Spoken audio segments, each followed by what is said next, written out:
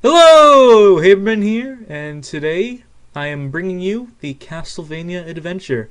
First Castlevania game for the Game Boy, first of three. We're gonna go through all of them. With me today, I have a guest commentator, Hey everybody, this is Jim. and here we go. So this came out at a time, 1989, when Konami was porting a bunch of their games to the Game Boy, or not really porting. Porting's not the right word. But you know, it's like, because if you look at the Game Boy library, half the games are like fucking remakes of NES games. So Konami decided to cash in on that. And what we have is Castlevania Adventure. One of the most successful handheld Castlevania games to date, as you can see by the smooth frame rate and fast gameplay. Yeah, this isn't Fraps being like a bad recording program or anything. The game is really this slow, and the audio glitches out this frequently, even if you're playing on a real Game Boy, which I can attest to personally, because I have played this on a real Game Boy. I own this on a real Game Boy, and it's pretty awful. That's a point of pride, alright. Yeah, I think in fact Sega used this in their Game Gear commercial to illustrate just how shitty it was. Oh, blast processing, not on a Nintendo. Here's Castlevania Adventure. Sega does what Nintendo don't. Oh, I should point out, there are no sub-weapons, like no crosses, no daggers, no axes, just your whip. You can level up the whip, so it shoots flames like the sword from Zelda, like you would if you had max health, but when you get hit, you lose that power. Whenever time you get hit, your whip downgrades from the possible 3 levels to like level 2 or level 1. Well, so real men don't need sub-weapons. I mean, I think Koji just put the hearts in here as a cock tease to get you kind of amped up waiting for that dagger to come, but it's never coming. Oh, and ducking doesn't work. So I'm back to the basic whip again, which is wonderful. Oh yeah, makes the enemies run in fear. It does like half damage. You pretty much need the chain whip, otherwise you're fucked. They give you a shit ton of invincibility in this game, the invincibility crosses. And the reason, pessimistically, cynically, it sounds cynical to say this, but it's true. It's really just them. They realize that you're not going to beat this game without the invincibility. You're not going to be able to climb the rope with the falling eyeballs. Because the eyeballs, they don't know how to make them stop when you're on the rope. So you need the invincibility, otherwise it'll just kill you on the way up. So they need to give you the cross, otherwise you can't progress. You'll just keep on getting knocked off the rope. So if you make it to the rope and you don't have the invincibility anymore, tough shit. Yeah, and it was so nice of them, too, to make that invincibility power-up make you flash. Like the game wasn't going slow enough, but now you can't even see your fucking character at the 1 frame a minute it's going at. And you have no idea how long it lasts for either, unless you're manually counting it. Because there's like no like invincibility tune like in, let's say, Sonic. You know, the song doesn't come to an end, it just stops. You're not invincible anymore. Tough shit. Surprise, yeah. Oh, so that candle at the end there, you need the projectile up to get it, which I don't have. It's just a 1-up anyway, so... Projectile whip? Well, yeah, the flame whip, I guess. The flame that comes out of the whip. The whip that shoots the flame. God.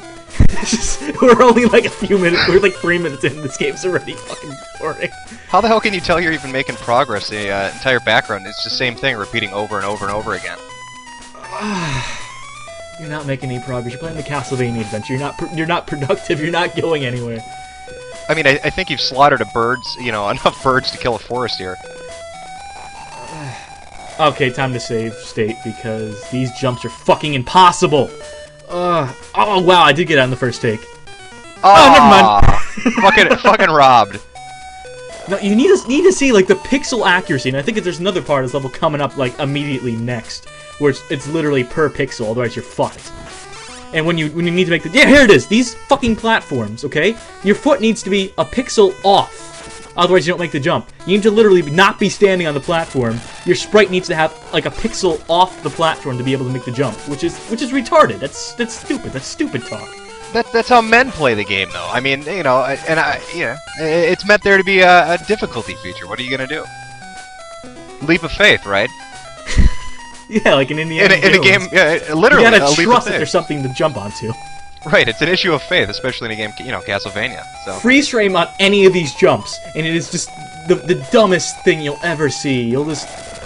I don't even bother trying to do it this time, because I need the whip power up down here, so I can have the flame whip.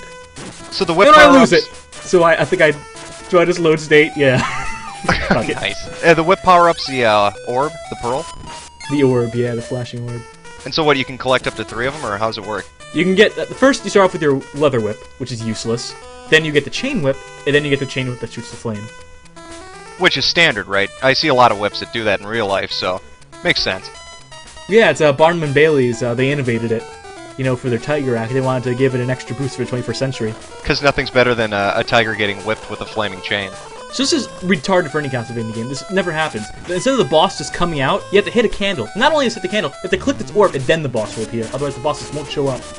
Oh, they're giving you a minute to collect yourself after that intense gaming session of getting through the death traps. And of course, the flame doesn't even work on him, because this bounces right off his reflective armor. So we're just using the chain whip now. So they just like fucking with you. No sub-weapons, give you a whip upgrade that really doesn't do anything. At least he explodes. At least that's satisfying, sort of. Sort of. It's like they have any of the bosses from the original Castlevania games. Like Frankenstein, the Mummy, none of that. It's just generic boss. Just a guy in armor. Well, they're saving it for the later stages, right? Why did whoever decided that having the beeping sound as a timer becomes points was a good idea? It's a terrible idea. Well, so here's the next level. Little preview, few seconds. Not gonna go into it this time though. A little bit of a teaser.